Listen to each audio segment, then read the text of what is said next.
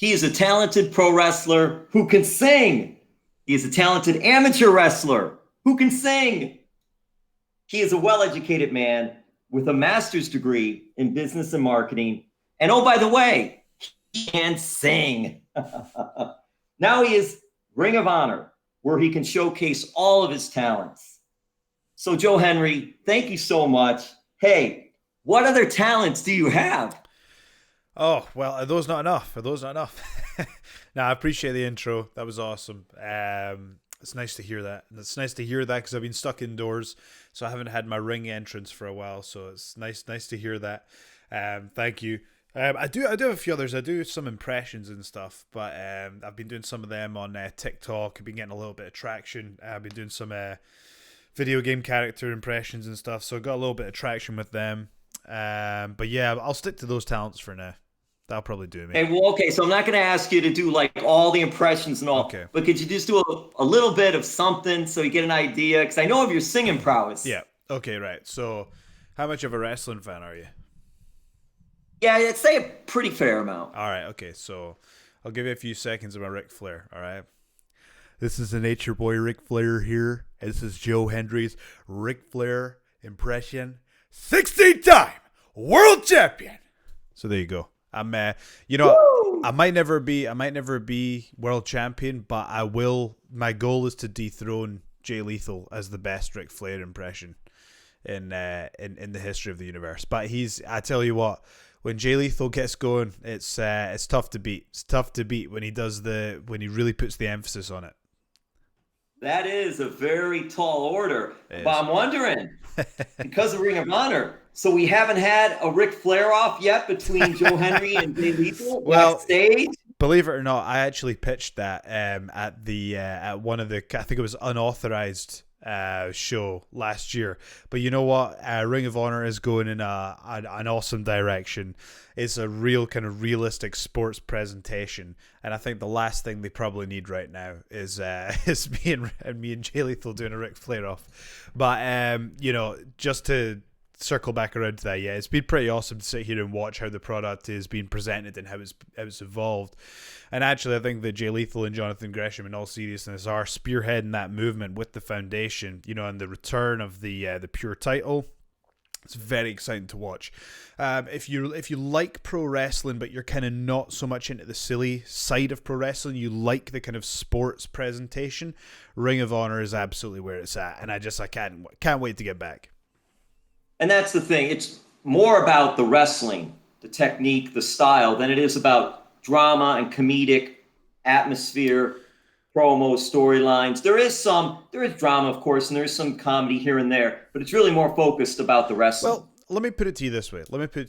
I think there's, when I say sports presentation, there's still, you look at my tag team partner, you look at myself, Dalton Castle and me, it's like we're big, larger than life characters, but we're both, decorated amateur wrestlers as well. So I think, you absolutely, wrestling's a variety show. You need that charisma, you need those show business elements, but I think bell to bell, that's where it really counts, so for example, me and Dalton will have a lot of fun on the way to the ring and in our promos and stuff like that, but you'll never see us kind of, mock wrestling or look to, break the fourth wall in a wrestling match or whatever. It's Ring of Honor is all about that kind of sports presentation. So when people, we're going through tough times and people just want to unwind, they want to escape in professional wrestling and they want to watch it and they want to be able to sit there and just lose themselves in what they're doing. And that's what Ring of Honor provides. It's just an ultra realistic, believable sports presentation, and I'm proud to be a part of the team.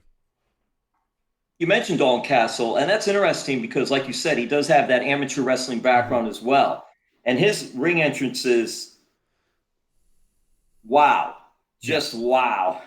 With his ring gear, the whole presentation, it just seems like a cool fit between the two of you to bring that out. And what has that been like? What is the presentation? We know what the wrestling is like. We know you both are skilled wrestlers. But what is that presentation like? Have you wanted to even amp it up even more? How does that dynamic work between you two? Well, I think the awesome thing about myself and Dalton and why we work so well as a tag team in Ring of Honor is because, look, you look at Foundation, which is Jay Lethal and Jonathan Gresham. They're the current tag champs right now, so everyone is gunning for them. But I think what me and Dalton bring to the table is the entertainment value, and I think that, look, every ideology is flawed to some extent. You know, you could, in every aspect of life. So when you have Foundation that want to go to the absolute pure basics of true sporting professional wrestling, but then me and Dalton are saying, well, hang on a second. We got to balance that out a little bit, and that's why we're the perfect opponents for Foundation, because when you bring those two forces together, you're getting that entertainment, you're getting that fight that those people want to see. But also the thing about me and Dalton is we go out there and we look to entertain, but we are legit. We have underpinned everything that we're doing with years and years of grappling. And like you say, amateur wrestling. And we're very serious athletes as well. And I think now that the company is going in this new direction, this is an opportunity for me and Dalton to go, okay, number one priority used to be entertaining the audience, whereas now the audience is no longer there. The priority has to be to win. At the end of the day, that's what professional wrestling is all about. It's about getting that W, and that's got to be the focus. But it's very, very difficult sitting here at home. You know, this is the room where I spend basically all my time in. I've got my weights behind me. I've got my music stuff there. It's, you know, I got lights over there, a whole bunch of equipment, and I'm trying to keep myself sane by creating lots of content, but it's very, very tough to watch your tag team partner and to watch your colleagues all kind of going on this journey in the ring and watching the product just evolve and just grow every single week. And there's just these super distinct, we always had different divisions, but now with the return of the pure title, it's like, you know what you're getting. Is it a heavyweight match? Is it a pure title match? Is it Women of Honor? Is it tag team? They're distinct divisions that I can't wait to get my teeth stuck into. So it's very tough sitting here and not being able to get to it, because I've put on 60 pounds during this lockdown because I thought, I'm not going to come back as the same athlete. I'm going to come back as a bigger guy, but I'm going to get absolutely jacked. So that's why I'm just lifting weights all day, doing my music and all that. But it's frustrating with what's going on in the world right now, but I could not ask for a better company to be with right now than Ring of Honor Wrestling, because they've supported us, they've supported all the wrestlers. You see, they're actually re-signing people as well, some of who can't even get into the country right now, but that's the kind of loyalty and dedication and commitment the Ring of Honor is putting into its roster right now. So you know, that's a loyalty that will be returned by myself and the rest of the roster. We've got a company and a management that believes in what we're doing, so when we get the opportunity, we're going to give 100%. And I can't do that in the ring right now because I can't be there, but I'm making as much content as I can. I'm doing shows for Ring of Honor. I'm doing everything that I can, and the moment that I'm allowed to get on a plane and go over there and compete, you're going to see a new Joe Hendry for sure. We know about your passion, and you could hear your passion, see it when you're answering the question. Joe, is there any time frame? I know this COVID thing is just hitting us all in all ways. Do you hear anything over there? Is there any time frame as far as, hey, maybe another couple months, maybe 3 months? Now we see some vaccines out there. So do you have any glimmer of hope, any light at the end of the tunnel here? Oh, yeah, absolutely. I mean, I think the key thing to remember is that Ring of Honor is going above and beyond with the safety protocols. So it's not so much a question of let's rush, you know, international talent back as quickly as possible. It's like you can see Ring of Honor is working very closely with the commission, you know, just at a world-class level. The Ring of Honor bubble is just setting a new standard for all of sports, really, you know, when it comes to safety in COVID. And so I think what the main effort is to deliver the product that our fans know and love, but to do it in the safest way possible. And so I think, you know, it's kind of a situation. Let's not just rush into it. I think the company want to put safety first, and I applaud them for doing that. So from my perspective, I have been given a professional exemption by the Scottish government, so I'm cleared to travel from the perspective of my government.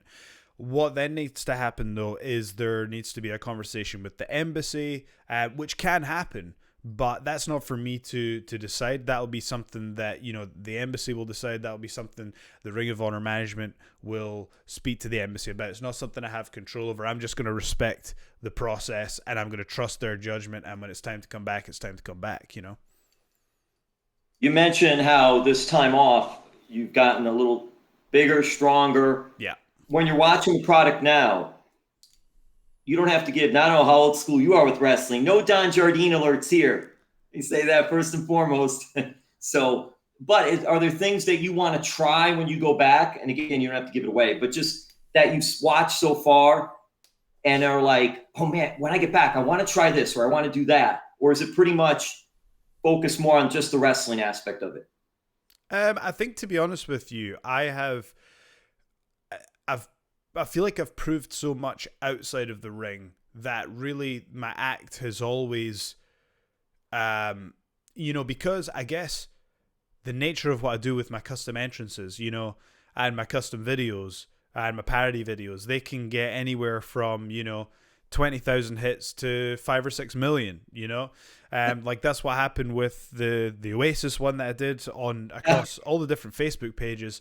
It's over at 6 million hits now. I just did the Slipknot video. I got 500,000 hits it's on already. So Joe, did you ever think that was going to happen though? Did you, when that started happening, especially the first one, and you're like, holy bleep, what the heck's going on here? It's interesting you say that because I did 2 videos recently. I did Gangster's Paradise, and I got like maybe 40,000 hits in total. And then I did a Kanye West one, which got 20, and I thought, you know, is there a science to this? Is there some way to do it? And so I went back to the drawing board. I tried a few things differently. And then the Slipknot one got 500,000. So it was interesting. My hypothesis was, because the idea was to do the Slipknot video, what would happen if Slipknot sang about the Great British Bake Off, which is like 2 polar opposites. So it's a baking show here in the UK. And my idea was I'll release the video while the Great British Bake Off has their Christmas special. So chatter for it will be at an all-time high. And so I did that. And what I found was that my hypothesis of timing being everything wasn't as true as I thought it was. Timing is essential, but it wasn't the key ingredient. The truth was I got most of the traction after the show had taken place, so I would have been better off releasing it perhaps earlier in the day. What was key was actually having 2 polar opposites intersect. And also I tried to do different things in previous videos, like I put the lyrics down at the bottom, I gave it a crazy thumbnail, I did all the tricks that one would do to try and game the algorithm to get as many hits as possible. Whereas with the Slipknot video, I just made the best thing I could, and I didn't put the lyrics at the bottom because I was like, people have got ears, they can hear it. So I think when I kind of, and not that I was insulting the audience their intelligence beforehand, but I think I thought to myself, you know what, this video, people are listening to it. They don't need the lyrics at the bottom. I would rather they focused on the scenes, you know? So I was like, you know what? I'm going to just make this look a little bit more artistic, even though it's like a comedy video. I'm going to try and shoot this well. And instead of just jumping to the chorus, I'm going to do the whole song. And so I went for quality rather than trying to get lots of hits. And lo and behold, the hits came as a result. So if I could give any other creators out there advice, it's like, don't try to game the algorithm or follow in the footsteps of anyone else.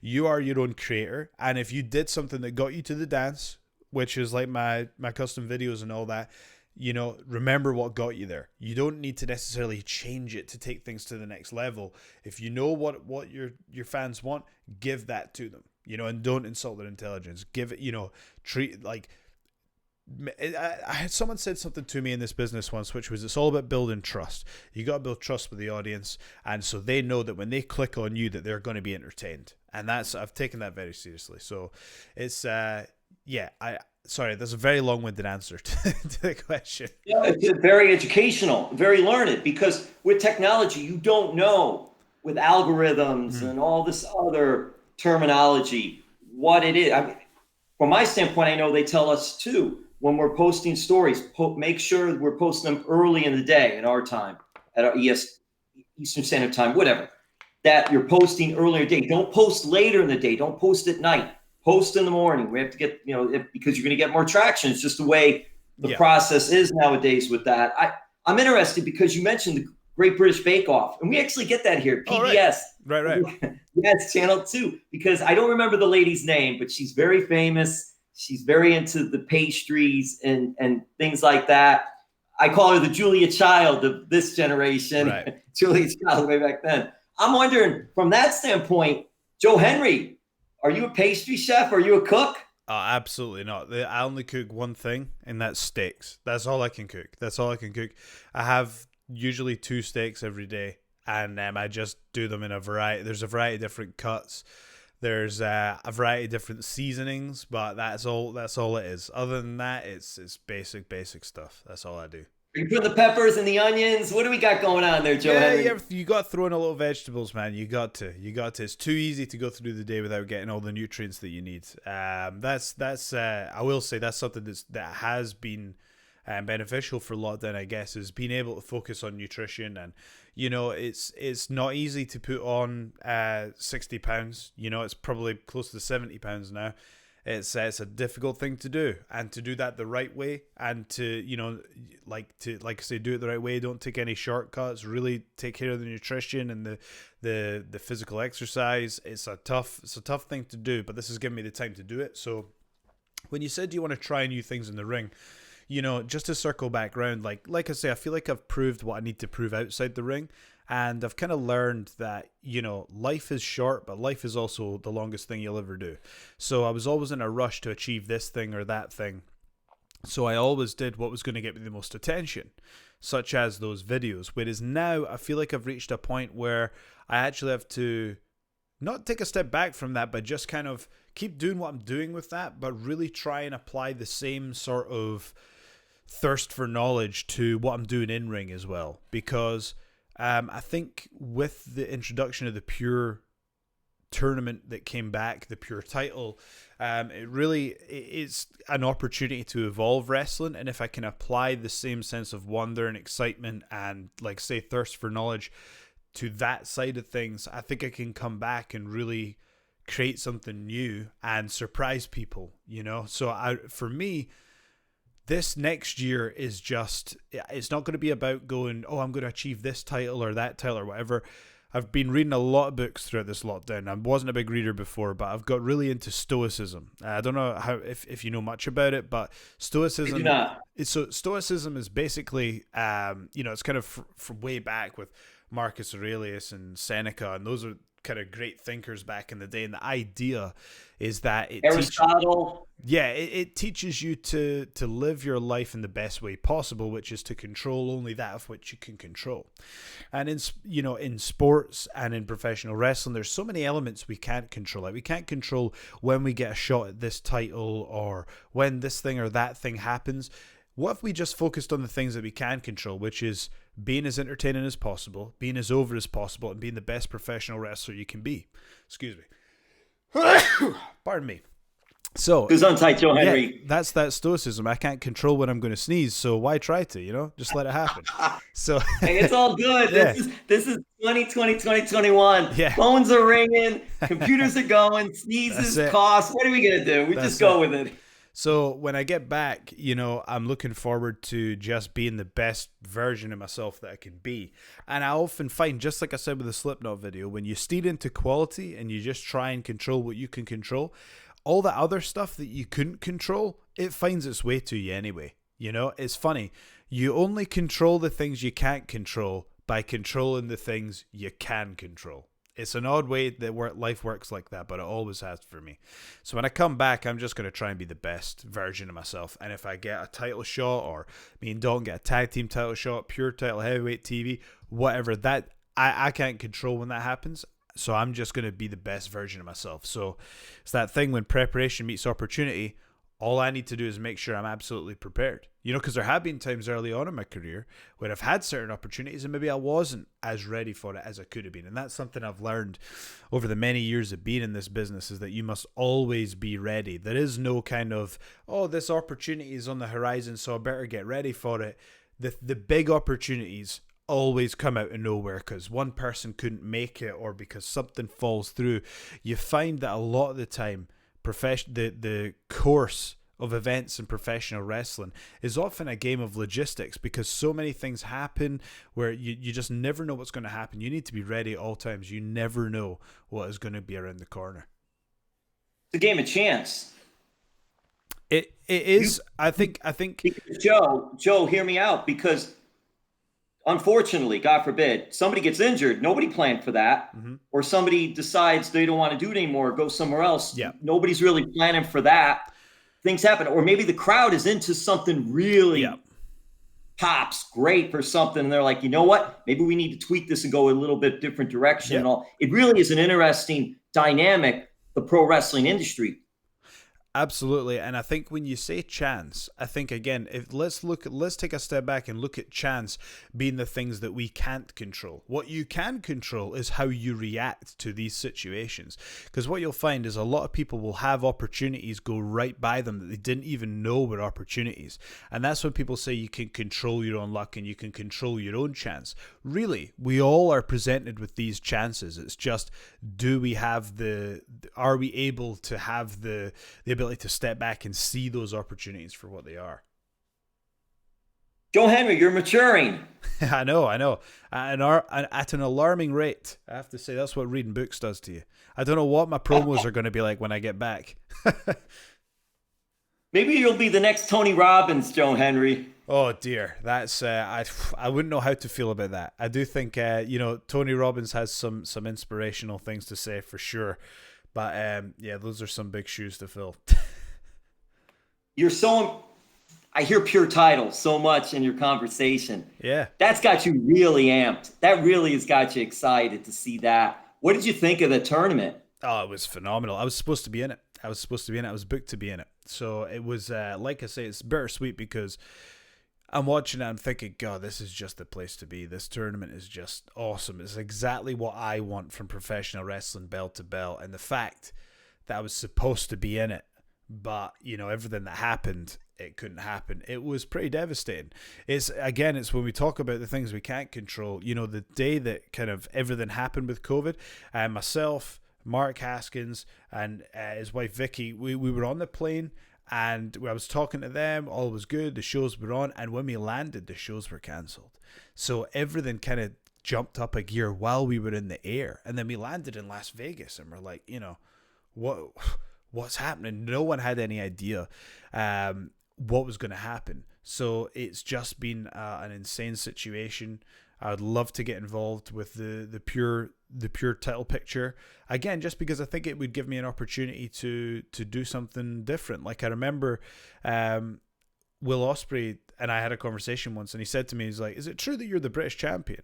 Amateur wrestler says, yeah, it is. He's like, "I don't really see that enough in your wrestling." And this was back in I think 2017 he said that, and he was right, and I think in life you've got to follow your passions, but you've also got to steer into what you're naturally good at. And grappling, I started amateur wrestling at 27 and I became a national champion in Greco and freestyle, so I obviously had some sort of natural inclination towards that. So I need to steer into that more, and that's what I want to do when I come back.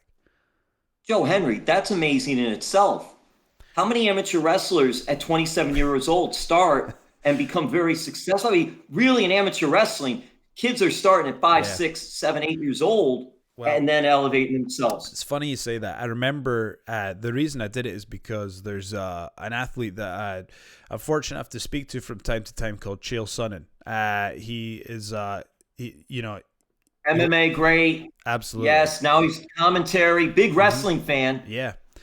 You wouldn't believe how many times I've tried to get him involved to do like some sort of angle with me in pro wrestling or whatever. I've tried so many times. I'll try again soon. But Joe, he's such a great talker too. Yeah, he's the man. And so I used to listen to his podcast before I kind of got the opportunity to speak to him. And he would talk about how so many athletes would want to move down weight classes because they wanted to have the advantage of being lighter and all this. But he's saying, look, if you really think about it, what's the average weight of a human being? And then if that person was active all the time, they would probably be about 10 pounds lighter than that. So that's why the majority of competitors that you see are at either sort of lightweight or welterweight. Whereas, You go up to middleweight and the talent pool is way smaller. You go up to light heavyweight, the talent pool is even smaller. And when you get up to heavyweight, if you watch UFC, even UFC nowadays, you'll see heavyweights that kind of look a little bit out of shape. And you're like, and obviously they're amazing athletes, but you just don't see that at, lightweight or welterweight. The standard of athlete kind of not goes down, but the level of competition goes down as you go higher. So I thought to myself, I really investigated amateur wrestling in the UK, and to me, I looked at the 97 kilogram division and I was like, well, Scotland doesn't have a representative there right now. There's really only 5 guys that I would need to worry about in the UK, and it was like, if I could and the one who was the best happened to train, who, he won the medal at the Commonwealth Games and all that. He trained nearby me. So I started to think, I've got, I think it was like 3 years before the Commonwealth at that point. And someone said to me, well, you've got 3 years to figure him out. And I figured out in my head, I was like, if I can beat this guy, in 3 years, if I can beat this guy, I'll beat anybody else in the scene, because he's the best guy in the UK. So I got to that point and I started beating him. And then it got to a point where he got too heavy to be able to make 97. So then I just started steamrolling everybody at 97, and I became the British amateur wrestling champion in 2017, and then the Greco champion in 2018. And I represented Scotland at the Commonwealth Games in 2018. But it was really on Chael Sonnen's advice about how to seek your weight class, So, and actually, you might not know this, but at the time of the Commonwealth Games, Robert Whittaker was the UFC middleweight champion. And he announced that he was going to compete in the Commonwealth Games at 97 kilos. So, and the first match was Scotland versus Australia. That was my first match. So I went, and this is before that part of it was announced, but I went on radio and I called out Robert Whittaker. And I says to Chael, I was like, look, he's UFC middleweight champion. I'm 95% chance going to get my ass whipped, but should I just call him out like I'm going to win anyway? And he's like, yeah, absolutely. And here's what you should say. So I go on the radio and I say it. And I swear to God, the next week, Robert Whittaker pulled out the Commonwealth Games. So, that the two may be unrelated, but as far as anyone else is concerned, Robert Whittaker didn't want any of this, So, and in my mind, if this is schoolyard rules, I'm pretty sure that makes me UFC middleweight champion, It does. There's an asterisk by his title reign. There is. That is interesting. Well, Joe, a couple of things. You mentioned about you could only control what you can control. Yeah. But do you ever think, hey, if I started this at a younger age, I could be in the Olympics? Or do you even think that now there's a chance at that age of going to the Olympics? This is going to sound really arrogant.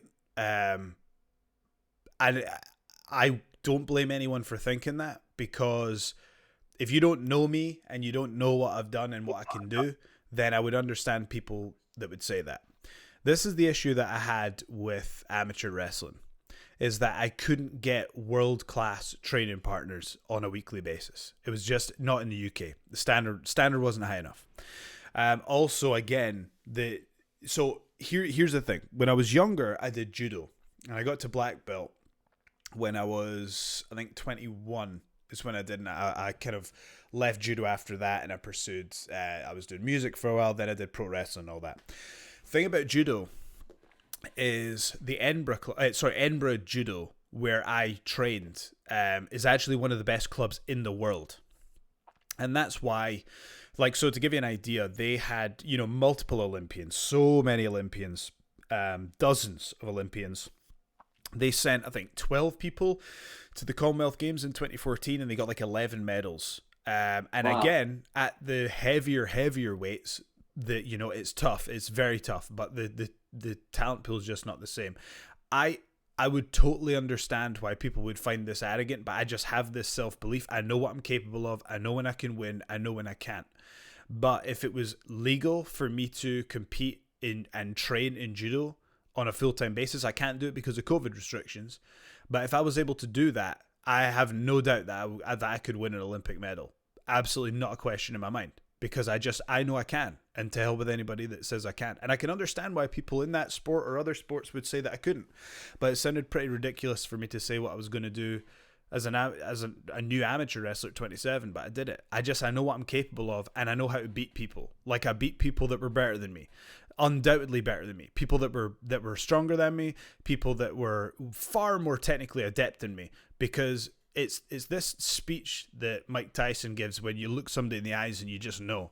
I'm willing to go through that uncomfortable 2 minutes and just lock eyes with somebody until they break. Even if they're better than me in every aspect, they're going to lose before they get on the mat. And I'll go there. I'll go there. And I've lost matches after trying to do this. But 9 times out of 10, it works. You know, it does work. It causes people to have an adrenaline dump. So you look at them in the eyes and you just don't look away. And it's the most uncomfortable minute, 2 minutes of your life, but just the moment, the second they give that one little look away, you know you've won. And then you have to keep going. And then they go to look up and they look away again and again, and you can see them panic and they start to breathe heavier, and then the adrenaline just goes and they're just burnt out before they even get on the mat, and it's horrible. And I hate doing it to people, but you know, there are a lot of people do a lot of things to get ahead in sport, and I've kind of always never taken any shortcuts. I've always, you know, done everything by the book. And if the worst thing that I do is look at people in the eyes for too long, then, you know, that's better than suplexing somebody on their head. You know, I will just try and get them in and out there as quickly as possible. Joe Hendry, you're a cerebral monster. I don't know how to take that. I don't know if that's a compliment or not. That is awesome. Physicality, of course, but also the mental aspect. But Joe, right now at your age now, you're successful in pro wrestling. You're successful in amateur wrestling. So, but you're saying in judo, well, what about amateur wrestling too? Could that be something Olympic-wise that even to this day, even to the next Olympics, that would be something that if you put your mind to it and had the proper training, you could still go for it in either judo or amateur wrestling? Is that what you're saying? Not amateur wrestling. And here's why. Because in order to do that, I would need to be, I just don't think that's in the plan for me. Like, because I would need to be based. It's interesting, originally in 2016, or maybe even 2015, no, it was 2016, 17, I'd spoken to Kurt Angle, and he was going to, you know, maybe help me get some training camps over near him and stuff like that with one of the universities. If I wanted to do that, that's the route I would need to go. And also, it would need to be, you know, my full-time thing. And Ring of Honor is my focus right now. Whereas I think that, I don't know, like I think you have to, again, you have to do what you're passionate about, but you have to steer into what's right in front of you. And I've literally, you know, one of the best judo clubs in the world is an hour away from me. And it would just seem foolish not to train there as well, you know. So, but again, this would all, I'm just speaking hypothetically. This would be, Ring of Honor is my absolute focus. But I think me doing something in judo like that would help the pure division if I could go and do something like that. I've got the balls to do it, you know, to hell with it. It would be awesome. And I understand what you're saying, because the training in the United States for amateur wrestling, there's a lot of great places to train. And the talent level there, like it would just be, I got to be honest with you. My gut is just telling me that you know what, I think I could win a Commonwealth medal at heavyweight, so above 97 kilograms. I think I could win a Commonwealth medal in Greco and freestyle for wrestling. I think I'd be capable of that if I could get the training, but with the COVID restrictions, it's tough. I think I could do something crazy with judo though, you know? It would be awesome. And we've had those in judo, like a Ronda Rousey, like a Taz. Taz not on that level as far as judo, but as far as in pro wrestling and competes. And other judokans as well. It's very pro wrestling and judo.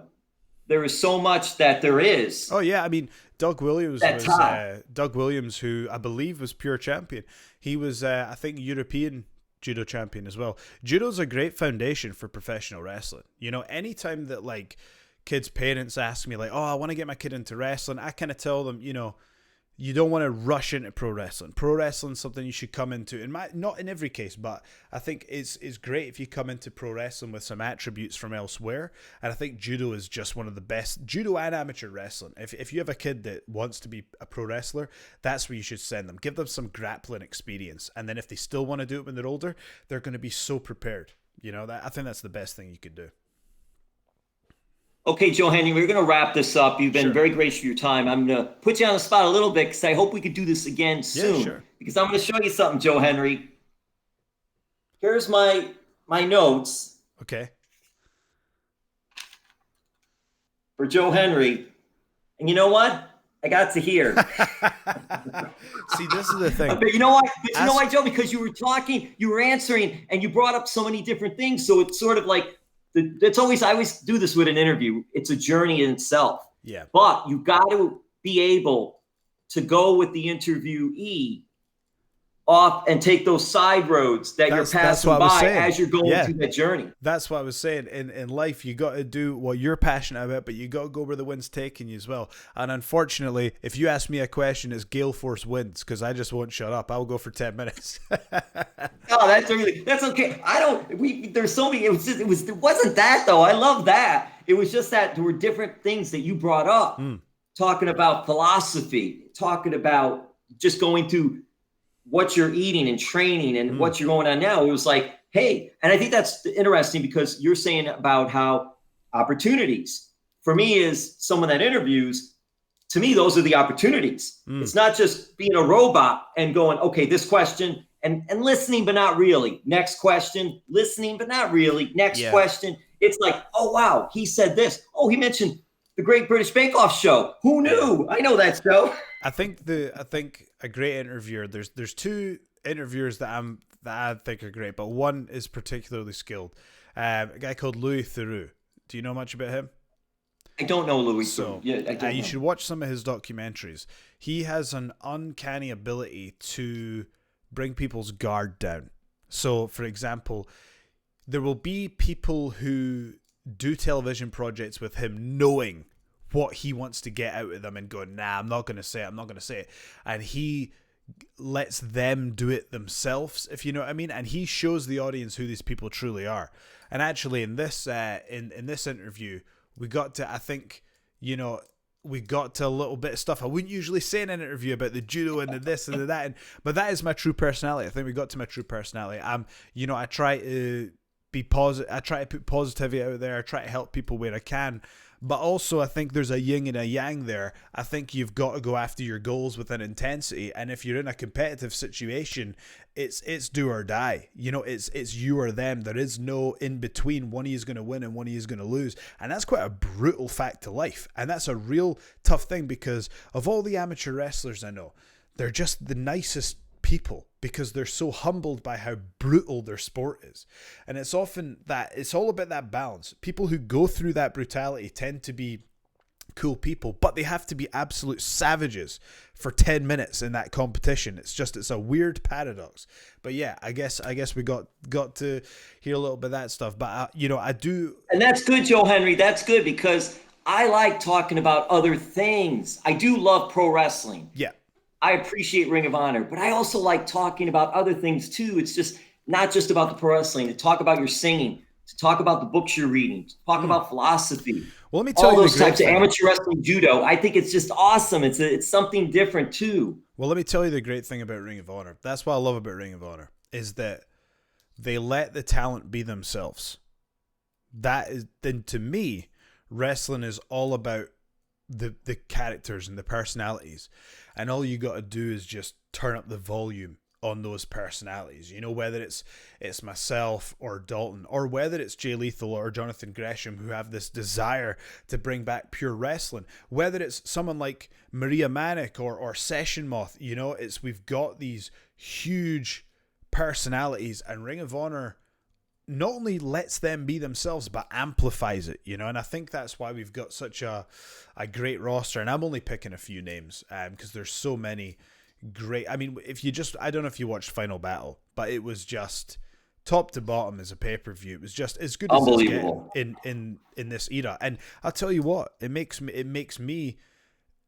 puts me on my toes, because I'm like, well, I better come back with something special, because this is the thing about pro wrestling that you got to understand. Again, it's that thing.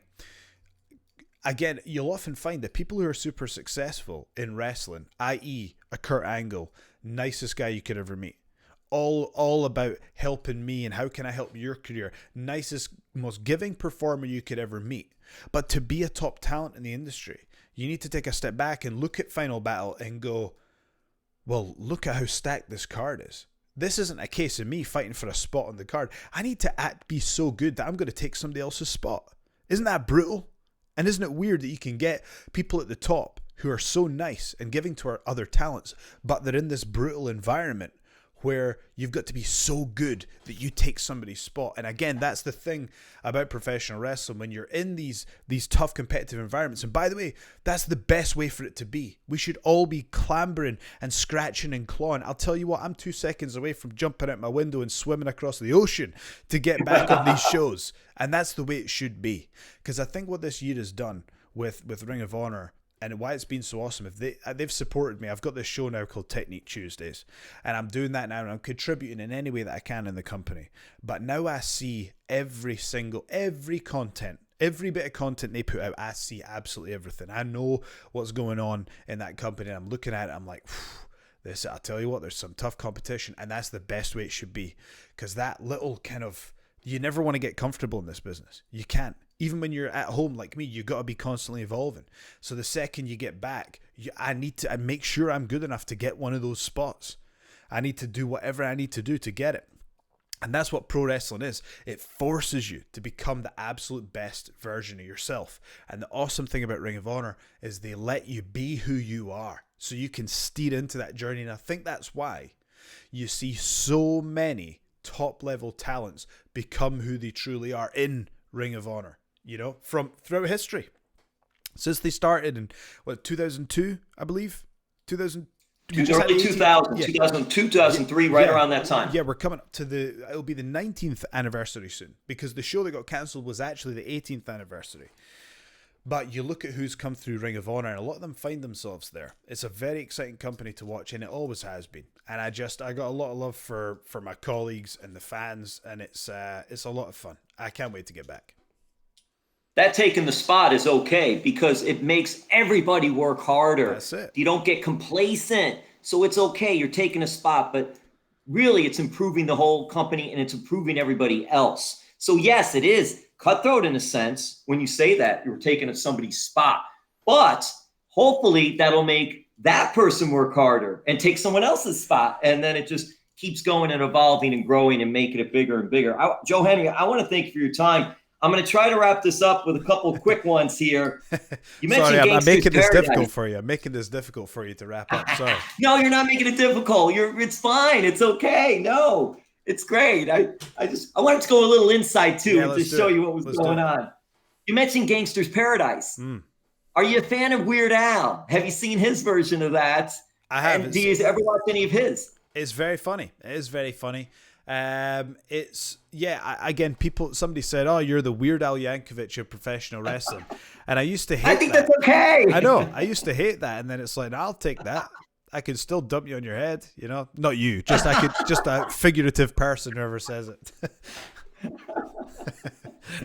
I think it's great. Listen, Weird Al is the top of the top. He is. So that is a compliment if you're the Weird Al. Is, yeah. He's the world champ of the parody music videos realm. I'm the TV title holder in that realm at the moment. And then, hey, you mentioned interesting characters, so I have to close with this. Is it Joe Hendry or is it Henry Housen? Joe Housen. Are you a Danhausen guy? What do you mean? Right. Let's take a step back. Let's take a step back here. Is it Joe Hendry or is it Henry Housen? Why would it be Henry Housen? Just to go with Danhausen, because Danhausen says everything Housen. So I figured if you were... Am I related to Danhausen? Am I in a faction with Danhausen? You'll need to explain this to me, Jim. You're losing me here. Everybody's housing something if they're housing. If they're housing, they're housing. So you don't have to be in a faction. You can be on social media. Oh, you know what? By that answer, I'm going to say no. You know what you need to do? You know, for your next interview, you need to collect up your Danhausen merch, put it in the drawer, and forget about it, and be a professional, for God's sakes. Nah, you know, Danhausen is, I'll tell you what, He's one of these guys that he's over. He is over. And I watched the show, and actually I have to tell you, I hadn't seen him wrestle much before, so you're kind of going into it. And again, it's some of the same stuff I went through, which is with big characters, people just pigeonhole you as a big character. And then when I saw him wrestle on the pay-per-view, it was like, oh, Danhausen can go as well. And then you're looking, if you can do that, then you're someone that's the total package. So listen, I got a lot of respect for Danhausen and what he's doing. And if you're, this is the thing, if you're stupid, you get jealous of somebody like that. If you're smart, you look for ways to work with them. Exactly. Let's make some money. That's exactly right. Let's do it, Danhausen. All right, Joe. Hey, anything you want to close with as far as social media, some of the parodies that you're doing, and where to check all these things out for you? Yeah, so if you want to follow me, it's youtube.com/Joe Hendry. I'm on Twitter and Instagram at Joe Hendry. But the main thing I would ask is support Ring of Honor. Because really, I think they've gone above and beyond to... I mean, it's not just the wrestlers, it's their families as well that they've gone above and beyond to support throughout this pandemic. I mean, you really look at it. We haven't been there in almost a year. They would have been perfectly within their rights to say, sorry, it's just not viable. But Ring of Honor were like, no. They took a stance and they're like, we, come hell or high water, we are going to support our wrestlers, support our talent, support our staff throughout this pandemic. And, it's something that's totally unexpected. And it has provided me with a sense of security that I thought would never be possible in a situation like this. So I will always be thankful for what Ring of Honor have done for me during this pandemic, and that they've created a loyalty with me that will always be repaid.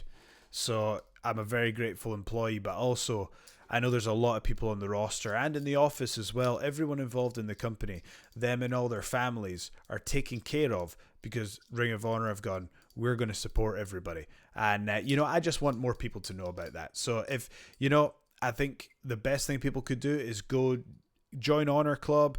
It's on ROHWrestling.com. Support Ring of Honor because, in this industry, when something bad happens, everybody finds out about it. Whereas when something good happens, you don't hear about it as quick. So that's why I try and tell people about how awesome Ring of Honor have been, because I think it's good to put positivity out there as well and let everyone know what they're doing as well. I'll tell you as well, I got just before the pandemic happened, and before it all happened, we were doing these hospital visits.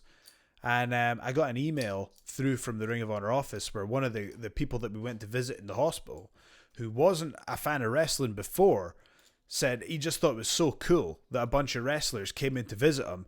And he's like, I got to hold the title. And he's saying, now he's feeling better. And when shows are coming back, he wants to come back. And, not only have we created a fan, but he sent us an email into the office just to say, look, just to let you know that even though I wasn't a fan of wrestling at the time, I am now. And that made a huge difference to how I was feeling that day. And sometimes how someone's feeling can actually impact how strong they feel and how they cope with the things that they have to deal with.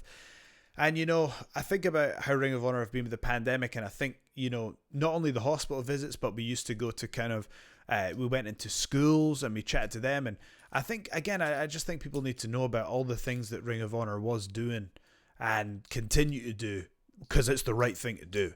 And I think that just deserves credit, It does. Mark will send information out on that, photos, when it was the hospital visits and going to schools. And it is important to get that message out, because you're right, the negative usually gets out quicker than the positive, but it's good to do that. I'm letting you go on this, Joe Hendry. So I'm visualizing Joe Hendry, weather permitting, at the grill, cooking the steaks. He's got the chef hat going. What is Joe Hendry singing while he's cooking those steaks? I'll tell you what, I don't know why, but my tune of the lockdown has been The Gambler. Don't know why. Kenny Rogers, The Gambler? Yeah. Oh, that's great. It's, for me, I'll tell you why. Because it's good in any situation. Whether you've had good news or bad news, it's either something that you can celebrate to or something that's going to pick you right back up. So if you need a little help to get through a tough time, The Gambler's where it's at. I'll tell you what. He may be a gambler, maybe not. Either way, he's coming up a winner, brother. That's what I got to say. Thank you so much, Joe Hendry. Thank you. Cheers, Jim. All right. Woohoo! Is that us off? Cool. Hey, man, thanks. hey, listen, I'm serious. I hope we could do that again. Yeah. And hey, Joe, that's not the only time. That usually happens. But I figured you would, of all people, I could just show you this because I don't usually show. But it was like, that happens so much when I do interviews.